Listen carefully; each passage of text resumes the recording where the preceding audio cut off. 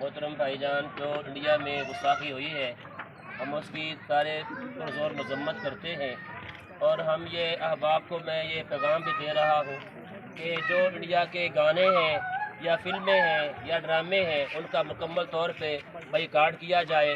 آپ اس میں بھرپور جو ہے آپ مطلب کہ محبت فرمائیں، اور جو آقا علیہ السلام کی گستاخی کی گئی ہے اس کی سزا جو ہے ان کو دی جائے، تاکہ آئندہ کے لیے حضور آقا علیہ السلام کی گستاخی نہ کی جائے۔ اگر کسی نے بھی آقا علیہ السلام کی گستاخی کی تو پورے جو مسلمان ہیں ہم احتجاج باندھ کر کے ہم جناب والا نبی پاک صلی اللہ علیہ وسلم پہ ہم سب کی جانیں، اپنا مال، تن، من، دھن سب آقا علیہ السلام پہ قربان ہے۔